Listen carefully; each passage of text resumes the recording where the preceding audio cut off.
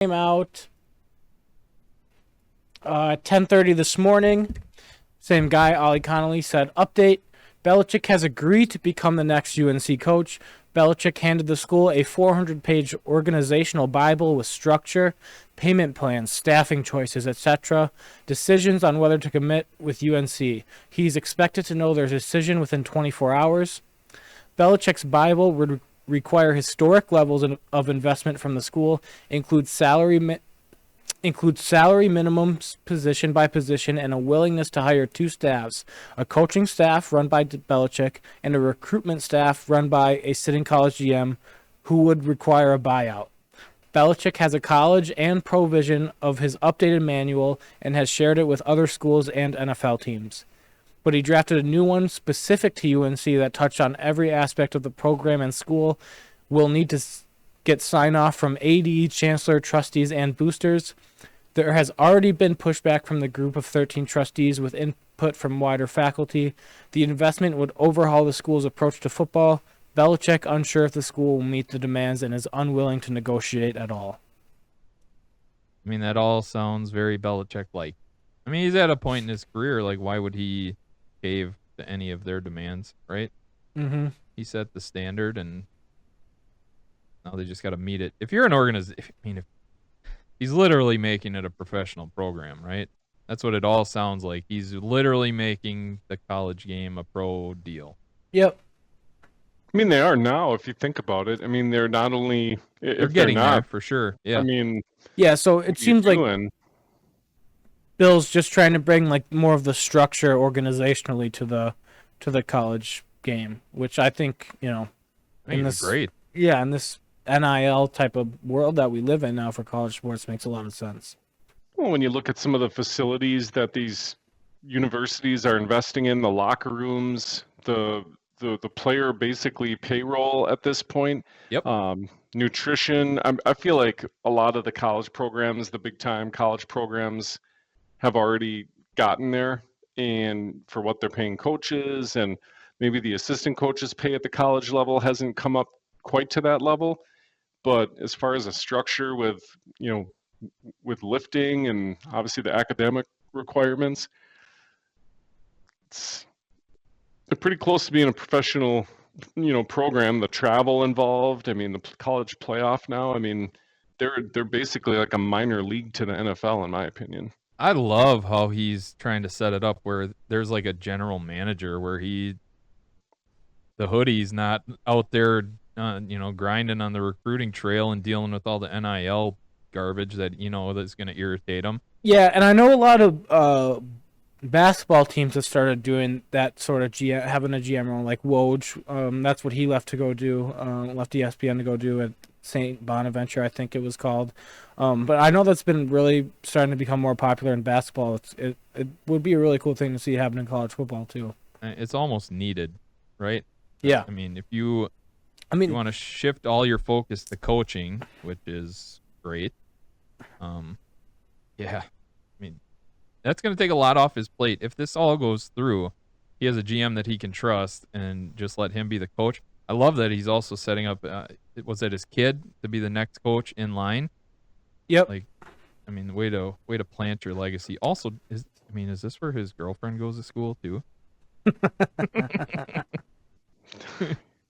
So I also just saw something on Twitter that's kind of interesting and is kind of part of this conversation. It's the first time I've ever really seen something like this, I think, but it was just reported that South Carolina edge Dylan Stewart has agreed to a new deal to stay with the Gamecocks for the 2025 season. I don't think I've ever heard that type of reporting before. Not that kind of wording, no, for sure. Yeah. Newsflash, everyone. This stuff has happened in the past. It just has not been worded that way. Correct. To say, like, he has a new deal with the Gamecocks, that's pretty weird for college. That's different. Yeah. Again, it's very much making a shift towards a professional level, right? We can all agree that, like, these kids are getting paid and paid pretty well to go play college football.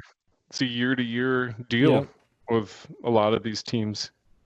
Yeah, 100%. I appreciate the fact that we're getting to this point now. Like Saban, he cried and quit, whatever, boo-hoo, teams are catching up to me, blah blah blah.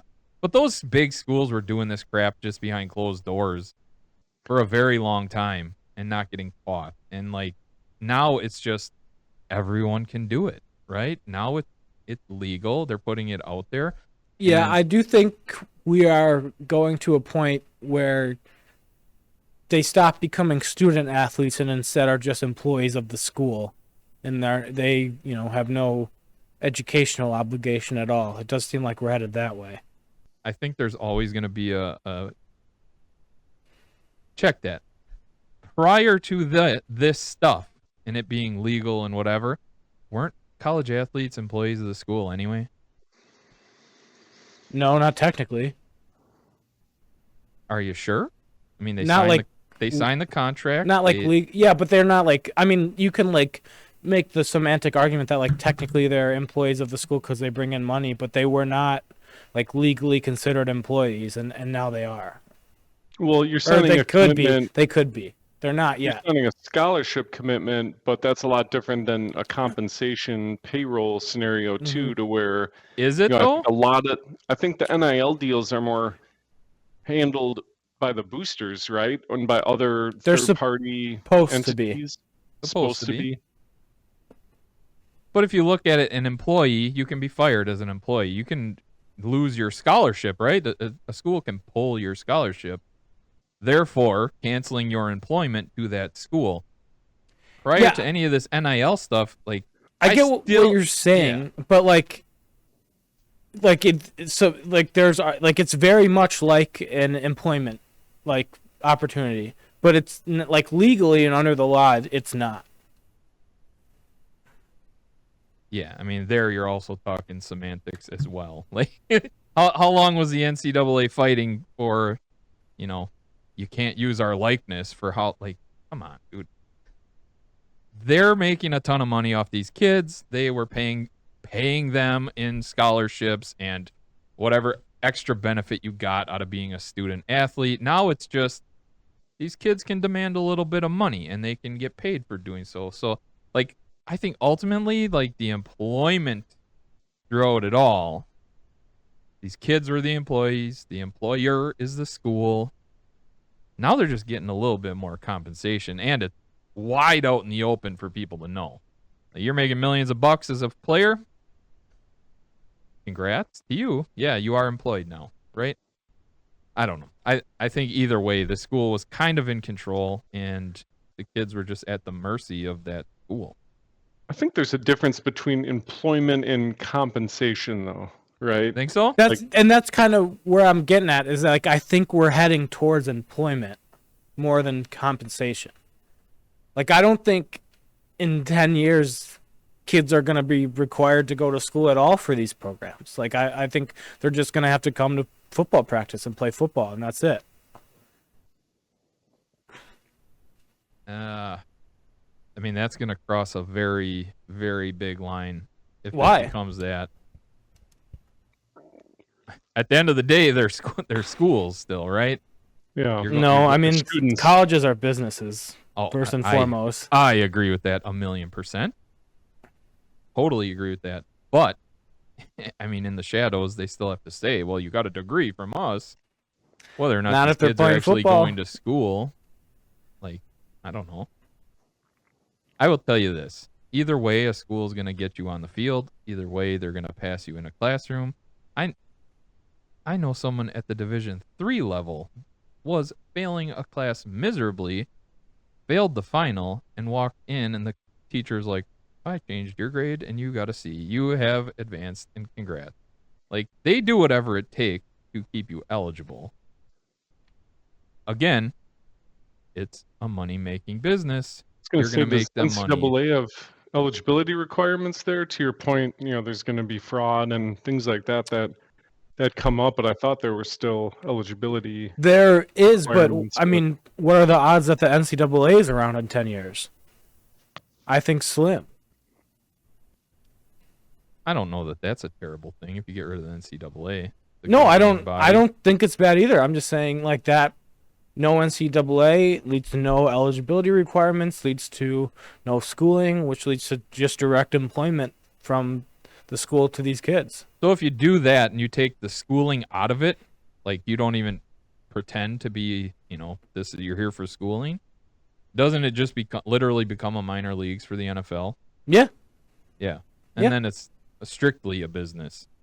Yep. All right. Yeah. You wonder how long the times. NFL is going to have the 3 years out of high school rule, too.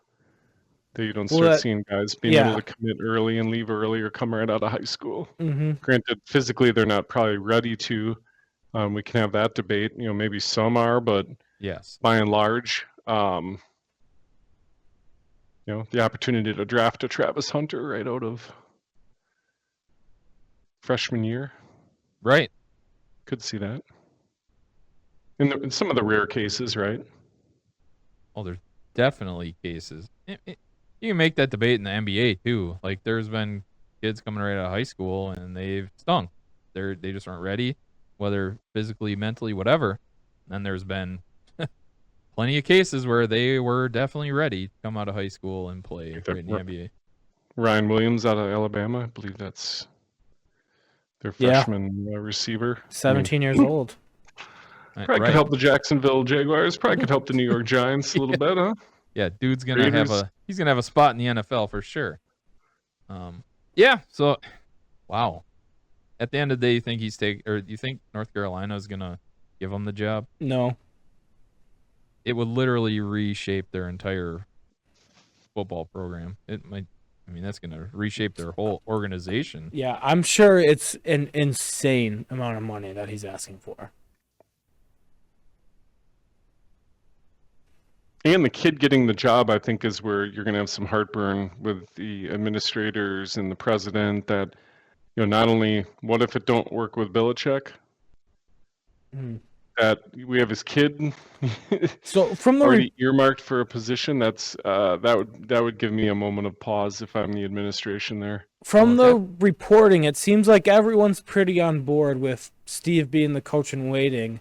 It just seems like financially they're having trouble getting everyone they need to get on board. How much are you gonna have to pay a GM in college?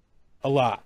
A lot. Not even you have to also buy him out of his contract where he's currently making a lot. These are public funds, remember. If you're talking about public institutions, remember, for example, in the state of Wisconsin, isn't Greg Gard the highest paid state employee? When you talk about employment, the coaches are employees of the state. They're public. That's public taxpayer money that you're paying. Now they can deviate, say, oh, some of his pay is in or from the Booster Club, or some of his pay is from Under Armour or Nike or whatever. But their straight up salary with the educational institutions is pretty fat. If you are a high school kid, let's say Belichick gets the job, lays the entire foundation. If you are a high school athlete, top recruit, can go anywhere in the country, are you going to play for him? Because he ran a very specific type of ship for New England. And I don't know if that's everyone's cup of tea. Right. He's guaranteeing me a spot in the league. He guaranteed everyone who was how did he word it? An NFL player? Mm-hmm. I don't know, man.